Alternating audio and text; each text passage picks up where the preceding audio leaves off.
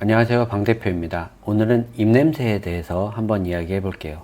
예전에도 한 편 올려드렸었는데 그 좀 디테일 버전입니다. 사람은 누구나 입냄새가 납니다. 하지만 대부분의 보통 사람들은 그 상대방의 입냄새를 맡을 일이 별로 없죠. 애인이나 부부가 아닌 이상에는 그렇게 가까이 대화할 일이 없으니까요. 우리는 남녀 관계에 대해서 이야기하는 거기 때문에 부부인 경우에는 아내에게 꼭 물어봐야 합니다. 오빠한테 입냄새 나니? 하고 불어가지고 매번 확인을 해야 합니다.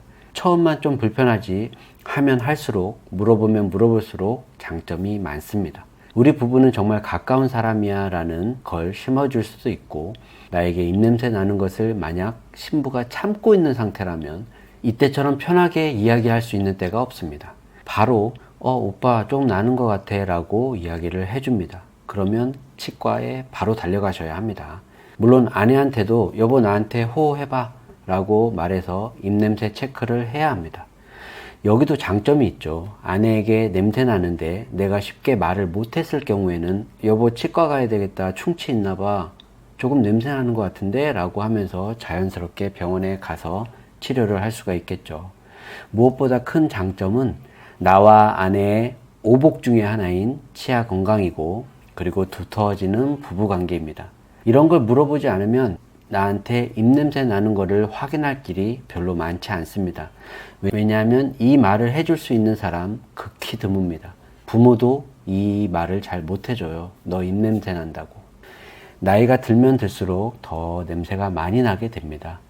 저는 제 아내한테 물어보진 않지만 아이들한테는 다 같이 양치를 하면서 끝나고 나면 아빠한테 호호해봐 해서 아이들의 입냄새 체크를 하고 저 역시 아이들한테 확인을 합니다. 제가 매일 저녁 입냄새 검사하는 거를 알고 아이들은 이를 더 깨끗이 닦고 잡니다.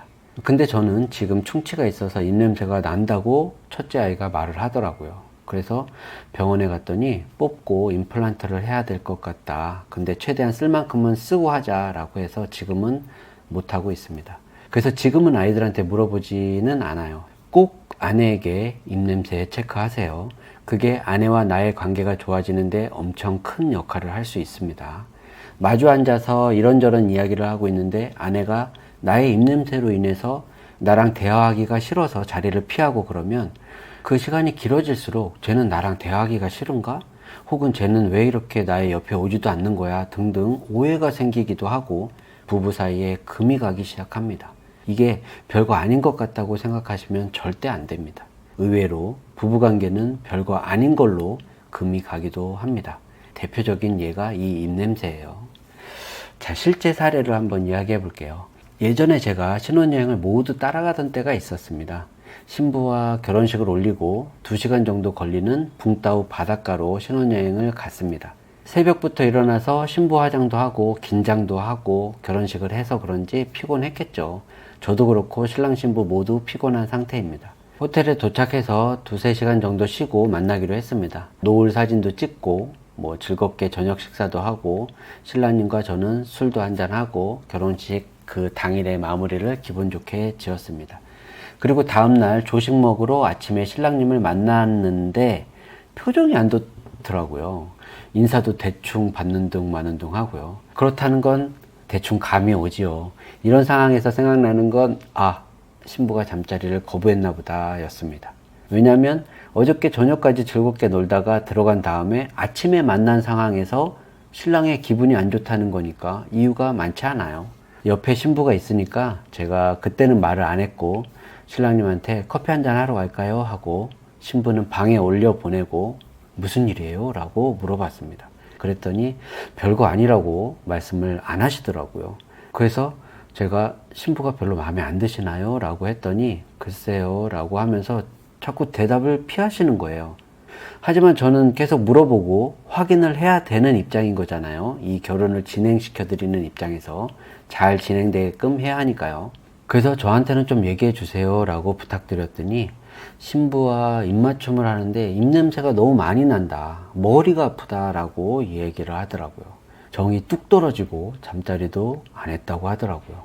입냄새 원인이야 충치가 거의 대부분이고 축농증이나 위장 쪽에서 문제가 있을 수도 있겠지만 돌도 씹어먹을 나이인 20살 신부가 그런 건 아닌 것 같고, 충치 치료하면 나아지지 않을까요? 했더니 그러겠죠 라고 하시더라고요. 치과 치료만 하면 되는 거니까 별게 아닌 건 알겠는데 또 그렇게 말씀드릴 순 없으니까요. 저는 사실 베트남 신부들이 이 치아 쪽으로 문제가 좀 많습니다.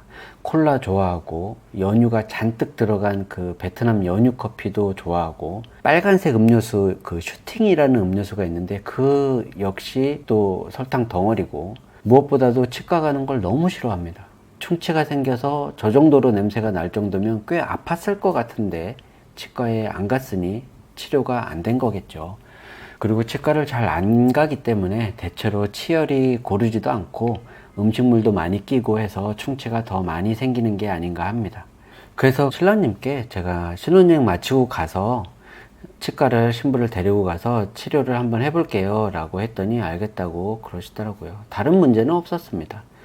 그리고 일정을 생각해 보니까 충치 검사하는 게 뭐 오래 걸릴 일도 아니고 저희 신혼여행이 3박 4일인데 이제 둘째 날이고 낮에 또 더워서 밖에 나가기도 그러니까 그냥 병원에 같이 갔다 올까요? 해서 그 근처 치과를 갔습니다.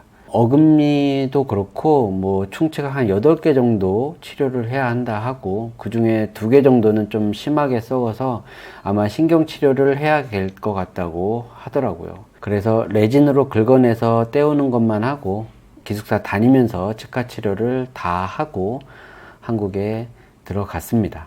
그 당시에 한 50만 원인가 들었던 것 같아요. 물론 제가 그 다음에도 몇 번 물어봤고 전혀 문제 없이 뽀뽀도 자주 하고 괜찮다고 합니다.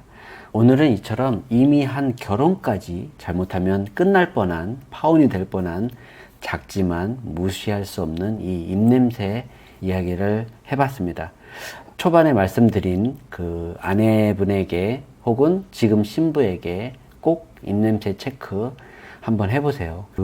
부끄럽지 않습니다. 부부인데요, 뭐.